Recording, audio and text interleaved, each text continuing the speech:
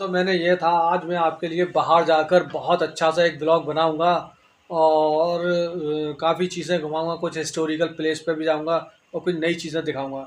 लेकिन इत्तेफाक by chance ऐसा हुआ, आज मुझे एक बहुत ही बड़े प्रोग्राम में जाना पड़ गया और मैं जस्ट अभी लौटा हूँ, बिल्कुल अभी अभी लौटा हूँ। तो अब मेरे लगभग इस टाइम 9 बजने में 10 मिनट है, यानी रात के 9 बजने में 10 मिनट। तो आप सोचिए, मैं 10 बजे ब्लॉग डालता हूँ, तो मेरे को बिल्कुल भी टाइम नहीं मिला कि मैं बाहर का थोड़ा सा भी आपको सीन दिखा पाता। लेकिन फिर भी जो मैंने आज दिन भर ऑब्ज़र्व किया, जो चीज़ें महसूस करी, वो सारी की सारी एज़ इट इज़ मैं आपको दिखाना चाहता हूँ और देना चाहता हूँ। आज सुबह क्या हुआ, मैं जो हूँ मेरे पास फ़ोन आया कि एक प्रोग्राम है, आप उसमें आ जाइए। तो मैं एक प्रोग्राम में चला गया और वहाँ मैंने देखा क्या, वहाँ एक बहुत बड़ी कॉन्फ्रेंस चल रही थी और उसमें बहुत बड़े बड़े लोग आए थे। उस कॉन्फ्रेंस का मैं भी एक पार्ट था, थोड़ा सा हिस्सा था। और मैं अभी डिनर करके ही आ रहा हूँ, कॉन्फ्रेंस में डिनर मिला, बहुत शानदार डिनर था और बहुत अच्छी अच्छी बातें सीखने को मिली, सुनने को मिली, देखने को मिली। मुझे लगता है आज मैंने बहुत कुछ सीखा वहाँ।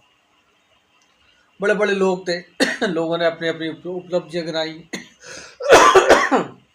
बहुत कुछ गिनाया वहाँ, बहुत कुछ समझाया और मुझे भी काफ़ी कुछ सीखने को मिला। तो जो मैंने सीखा वो मैं आज आपको बताता हूँ। क्या तजुर्बे की बातें थी कि वहाँ पे जब हम गए कॉन्फ्रेंस में, तो सबसे बड़ी बात, कॉन्फ्रेंस 4 घंटा लेट स्टार्ट हुई।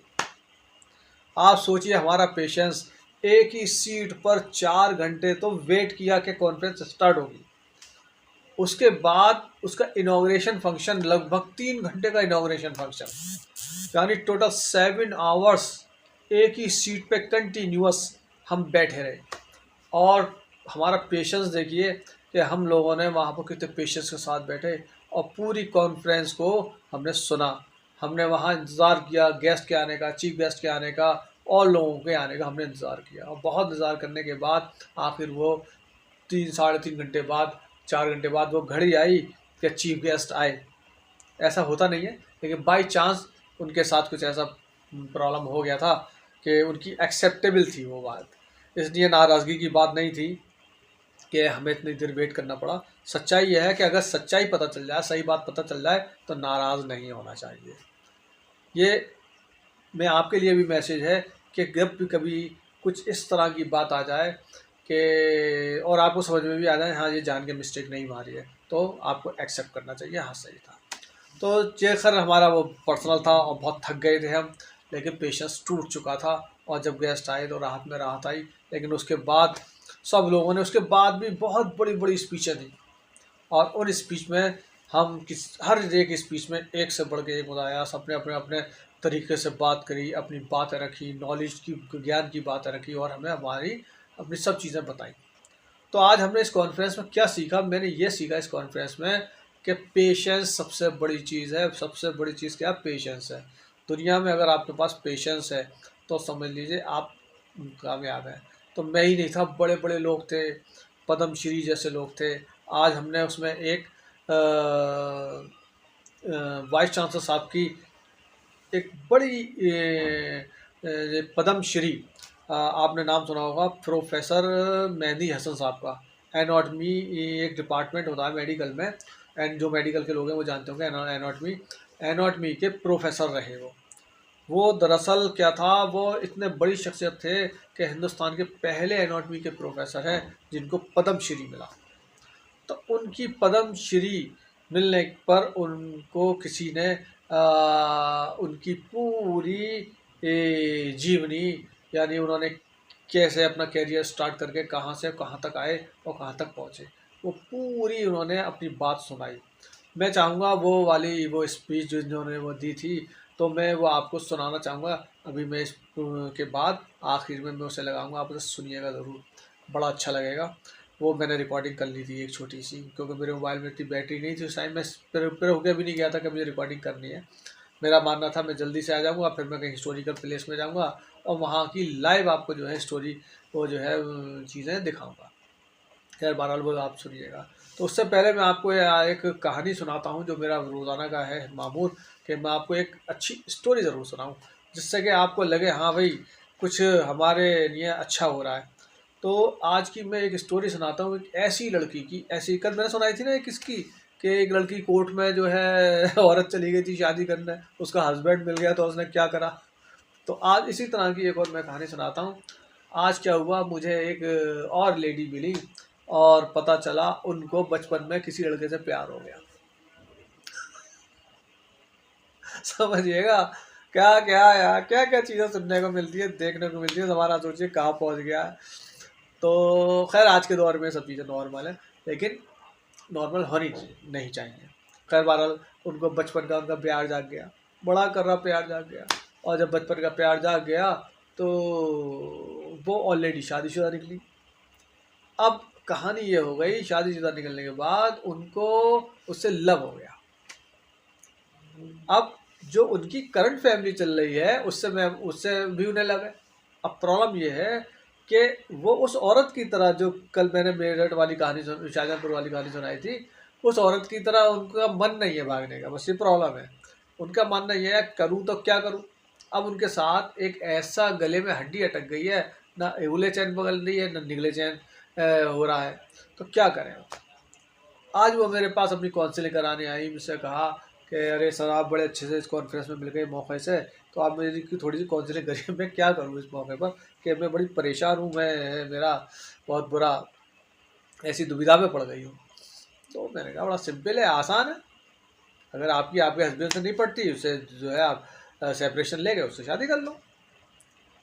लेकिन मैंने कहा एक तजुर्बे की बात बताए दे रहा हूँ, कोई भी स्टेप लेने से पहले ये सोच लेना जिसके साथ आप भागने वाली हो, शादी करने वाली हो, वो उस हस्बैंड जो मिला हुआ उससे कभी नहीं निकलेगा, उससे अच्छा तो निकलेगा नहीं। क्योंकि आदमी कोई भी अच्छा नहीं होता। सच्चाई यह है, कोई भी आदमी अच्छा होता ही नहीं है। औरत की नज़र से जैसे ही शादीशुदा हुई और उसका हस्बैंड वो बना, तो वो आदमी अच्छा होगा ही नहीं। लाख वो तो है आपको हीरे दे देगा, सब चीज़ दे देगा, अपना दिल भी निकाल के दे देगा, अपनी जान भी दे के देगा, लेकिन वो आदमी अच्छी नहीं होगा, क्योंकि वो अब हस्बैंड बन गया। लेकिन वही आदमी जब तक आपका बॉयफ्रेंड बन के आपके साथ घूम रहा है, फिर रहा है, आपके साथ मज़े ले रहा है, मस्ती मार रहा है, इंजॉय कर रहा है, तो he is a Superman, he is a super hero, he is very good nice person man, तो वो सबसे अच्छा है। तो मैंने कहा भाई आप जो है उससे दोस्ती बनाए रखो, वो ज़्यादा बेहतर है। बनस्बत गलत रिलेशन बनाने के अपने आदमी को धोखा भी मत दो, और सलाम दुआ तो चल सकती है, बचपन की मोहब्बत है, हो सकती है, क्या फ़र्क पड़ रहा है उससे।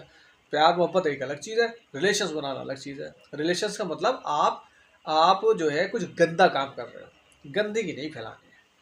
दोस्ती में कोई फर्क नहीं है, आप दोस्ती करिए, आप अपने घर पे भी बुलाइए, अपने हस्बैंड के सामने हस्बैंड से भी कहिए मेरा बचपन का दोस्त है, हम दोनों में आपस में बहुत ज़्यादा लगाव है, अब उस लगाव को प्यार नाम दे दो, क्या फ़र्क पड़ रहा है। प्यार करना कोई बुराई थोड़ी है, लेकिन प्यार में गंदगी डालना गलत बात है।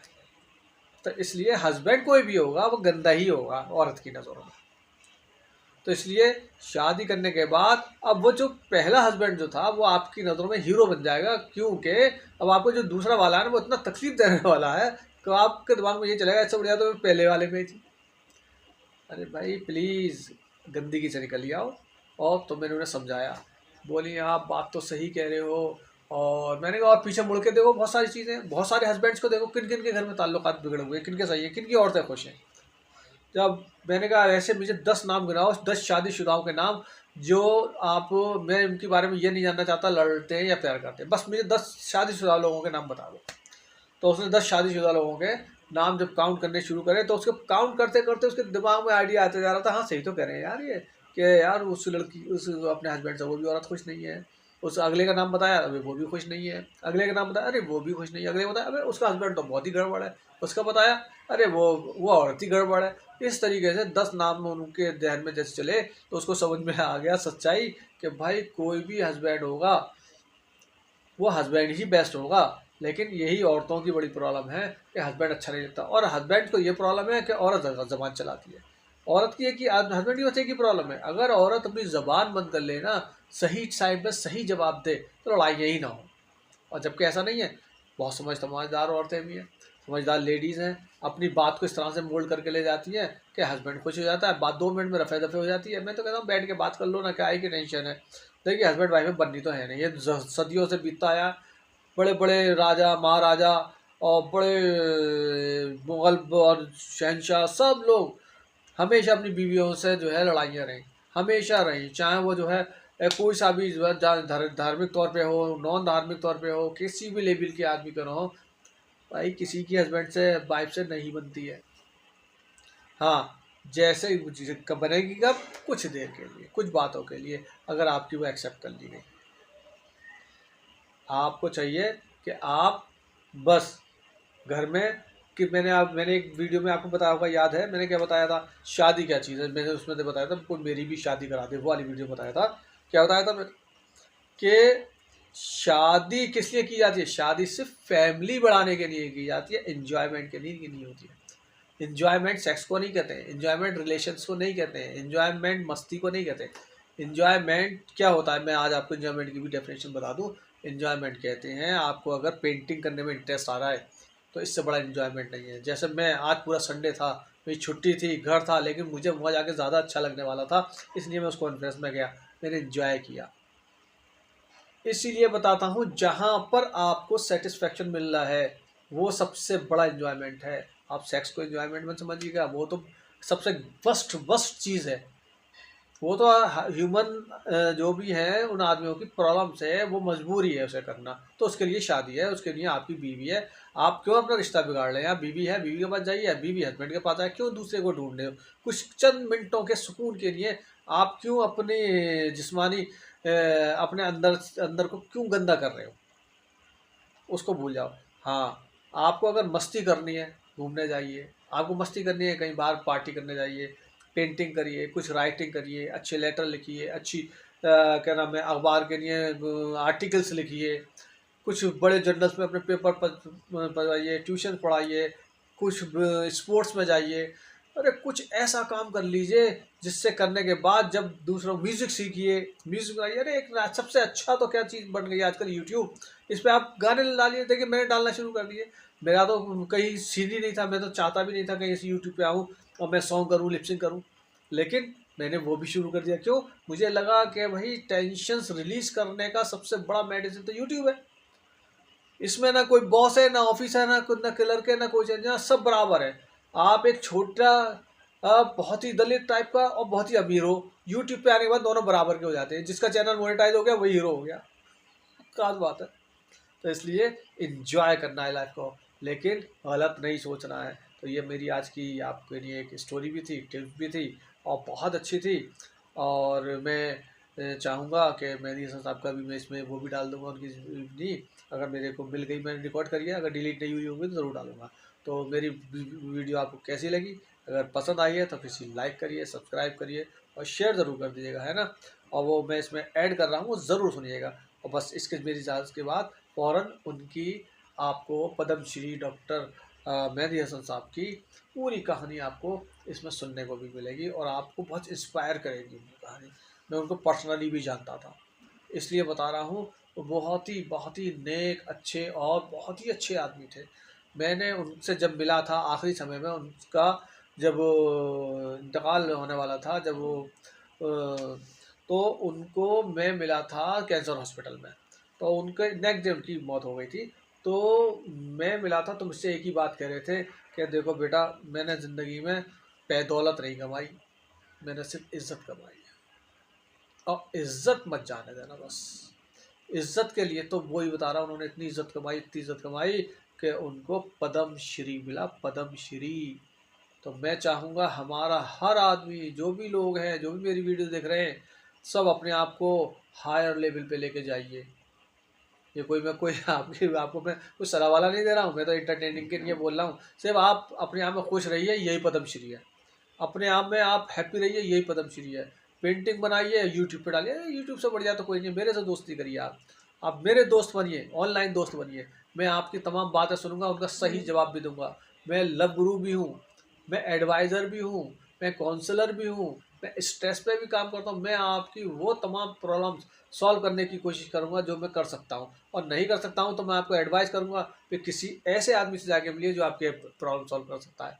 मेरी बातें से अगर लगता हो कि ये काम की नहीं है, फेंक दिएगा उठा के, क्या करना है यार। सिर्फ लाइफ में हैप्पीनेस। हंसो हंसो और हंसो। ये फालतू के चक्कर नहीं कि मुझे उससे प्यार हो गया, प्यार व्यार सब होता है, देखिए मुझे भी है, मुझे तमाम आप लोगों से प्यार हो गया इतनी देर में। मैं यूट्यूब जानता भी नहीं था, लेकिन अब मैं आप लोगों से प्यार करता हूँ। जैसे आप मुझे सब्सक्राइब करते हैं मुझे आपसे प्यार हो जाता है, जैसे आप मुझे व्यू करते हैं मुझे प्यार हो जाता है, जैसे मेरी लाइक वीडियो डालने के बाद जैसे ही उस पर व्यू चलना शुरू होते हैं मेरे को आपसे प्यार हो जाता है यार, अपने सुनने वालों को, दर्शकों को, देखने वालों को, और इससे भी अच्छा कुछ करके दिखा सकूँ। मैं रोज़ मोटिवेट होता हूँ, कुछ नया करके दिखाना चाहता हूँ आपको। तो प्लीज़ आप भी कुछ करके दिखाओ और हम लोग आपस में बैठ के बातें करेंगे, जैसे कर रहे हैं ऐसे ही करेंगे। क्या ख्याल है? ठीक है ना? चलिए थैंक यू। आज ज़्यादा लंबी हो जाएगी वरना वीडियो, फिर आप कहेंगे वीडियो लंबी कर दी यार। क्या करूँ, मेरी आदत है जी, मेरी बातें करने का बहुत शौक है, मेरी ये हॉबी है। मैं कोई गलत काम नहीं करता, लेकिन मेरा एंजॉयमेंट बातें करना। मुझे बातें कर लो कोई बैठ के, बस मज़ा आ जाता है। आह आह क्या मज़ा आ जाता है। और मैं चाहता हूँ आप भी मेरे साथ ऐसे इंजॉय करो। मैं ना भी हूँ, अकेले में बातें करो, आईने के सामने खड़े होकर बात करो। यूट्यूब, अरे सबके सब यूट्यूब चैनल पे आ जाओ, यूट्यूब चैनल खोल लो, फेसबुक पे चले जाओ, इंस्टाग्राम पे चलो, किसी पे भी चले जाओ, लेकिन इंजॉय करो। सबसे बेस्ट यूट्यूब पे आओ मेरी तरह, मैं आपसे बातें करूँगा, 1 to 1 बातें करेंगे, लाइव बातें करूँगा। और मुझे लगता है कि यार आप लोगों से पता नहीं क्या कैसे फील बताऊँ मैं अपनी फीलिंग, मुझे आप लोगों से मिलकर कितना अच्छा लगता है। तो मैं तो सबसे प्यार करता हूँ, आई लव ऑल। तो मैं चाहता हूँ आप भी सबसे प्यार करिए, लेकिन गंदा नहीं, पाक प्यार, साफ प्यार, अच्छा प्यार करेंगे ना।